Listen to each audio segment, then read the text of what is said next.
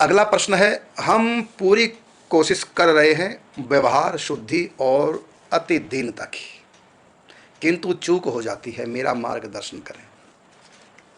यदि आप पूरा प्रयत्न कर रहे हैं तो आप विश्वास कीजिए आपके 100% नंबर हैं, भले कामयाब नहीं हो पाए कोई बात नहीं।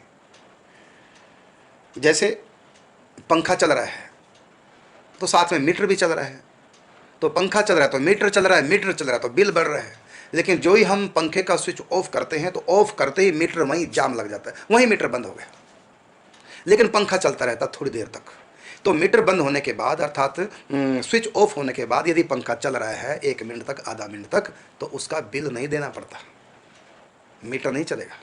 इसी प्रकार आपने दृढ़ संकल्प कर लिया कि मैं अहंकार नहीं करना, सबके आगे झुक के रहना, छोटा बन के रहना, क्षमा करना, दीनतापूर्वक जीवन यापन करना है और व्यवहार शुद्धि रखनी, कहीं भी कोई गलती नहीं होने देनी। आप पूरा प्रयास कर रहे हैं, बस आपके पूरे नंबर हैं।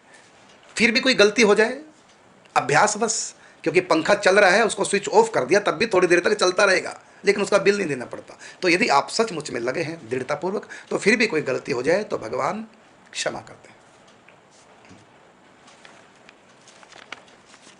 रहत न प्रभु चित चूक किए की, रहत न प्रभु चित चूक किए की, चूक किए की चित्त में बात नहीं रहती ठाकुर जी की।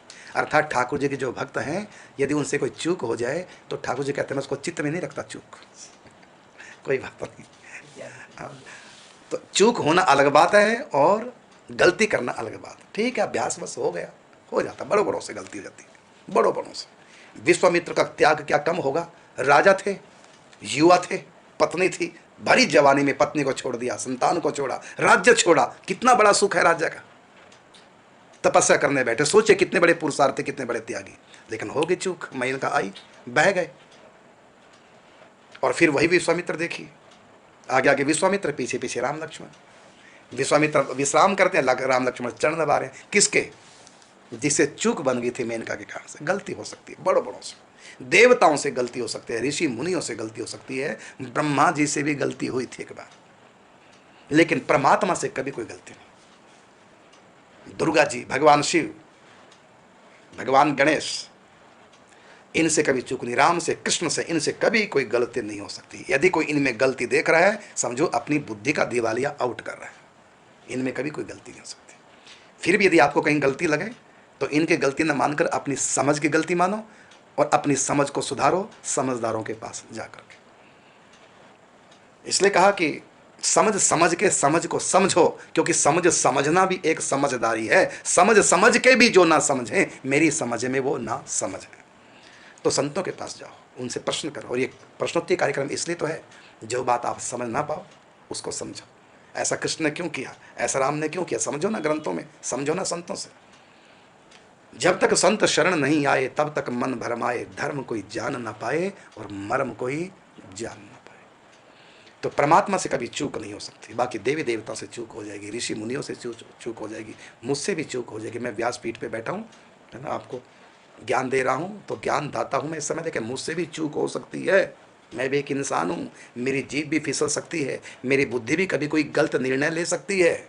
मैं आखिर एक इंसान हूँ, तो सबसे हो जाती है। लेकिन एक बार गलती होना गलती कहलाता है, बार बार गलती फिर वो होती नहीं हो तो हम करते हैं। गलती को चूक कहते हैं, गलतियां को चूक नहीं कहते। गलती एक गलतियां, गलती क्षमा है, लेकिन गलतियां क्षमा नहीं। आप अपने घर में देखिए, आपके बच्चे ने चूक की तो आपने कुछ कहा, लेकिन यदि बार बार चूकेगा, बार बार गलतियां करेगा, फिर आप भी कहेंगे। आपकी बहू ने चूक की, आपने कुछ नहीं कहा, लेकिन जब वो चूक पे चूक बार बार करेगी तो आप भी फिर उसको रोकेंगे, डांटेंगे। तो गलती तो सबसे होगी, लेकिन बार बार उन गलतियों को दोहराओ मत।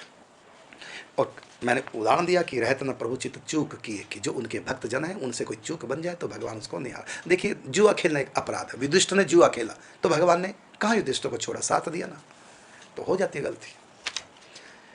तो आपने कहा कि हम पूरी कोशिश कर रहे हैं व्यवहार शुद्धि और अति दीनता की, किंतु चूक हो जाती है, मेरा मार्गदर्शन करें। कोई बात नहीं, फिर भी आप भाग्यशाली हैं, आप बड़े पुरुषार्थी हैं जो आप प्रयास कर रहे हैं। बस आपका प्रयास यदि चल रहा है तो मेरी दृष्टि में भी, ठाकुर जी की दृष्टि में भी आप सफल हैं। भले सफल नहीं हुए, लेकिन संत भगवान दोनों की दृष्टि में आप सफल हैं, दुनिया की दृष्टि में भले सफल नहीं है। प्रयास किया ना। जैसे आपने ध्यान करने का प्रयास किया, 1 घंटा आंख बंद करके बैठे, बीच बीच में मन चंचल इधर उधर भागता रहता है, फिर भी आप प्रयास कर रहे हैं, प्रयास कर रहे हैं। ये तो आपकी स्थिति। और एक व्यक्ति की स्थिति है, आंख बंद करके बैठे और एकदम ध्यान लग गया, पता भी नहीं चला दुनिया का, खो गए, देख रहे हैं भीतर लीला चिंतन चल रहा है, रूप का ध्यान चल रहा है, आनंद आ गया। तो संसार की दृष्टि में, शायद आपकी दृष्टि में भी आप कहेंगे कि मैं तो फेल हूं, ये पास है, लेकिन नहीं, ठाकुर जी की दृष्टि में दोनों ही पास हैं। क्यों?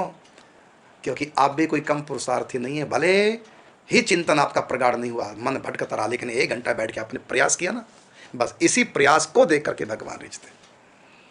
कामयाबी तो मिलेगी श्री कृष्ण की कृपा से, ठाकुर जी की कृपा से कामयाबी मिलेगी। हम तो प्रयास ही कर सकते हैं, बाकी कामयाब नहीं, कामयाब वही कराएंगे कृपा से। ए गुण साधन ते नहीं होई, तुम्हारी कृपा पाव कोई कोई। तो कामयाबी तो प्रभु की कृपा से होती है, हम तो प्रयास ही कर सकते हैं। और सचमुच में आप प्रयासरत हैं, ये आपके लिए बहुत अच्छी बात है। प्रयास कीजिए, प्रयास ही हम कर सकते हैं, और प्रयास का पूरे मार्ग से मिलते हैं जितने लगन से आप प्रयास कर रहे हैं। बस कामयाबी तो ठाकुर जी की है। प्रभु के दर पर हमारा काम है आना, बाकी गले लगाना उनका काम है, हमारा नहीं। कहा ना कि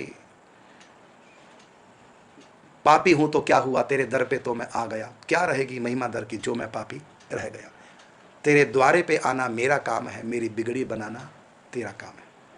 आया मंदिर में तज करके माया सभी, आया मंदिर में तज करके माया सभी, पर माया ने छोड़ा ना मुझको अभी। 3 फांसों को लेकर ये पीछे पड़ी, मेरा पीछा छुड़ाना तेरा काम। बस हम लगे रहें, प्रयासरत रहें, बाकी उन्हीं की कृपा से सब होना है। हम अपनी तरफ से प्रयास में कोई कमी न छोड़े। ए गुण साधन ते नहीं होई, तुम्हारी कृपा पाओ कोई कोई।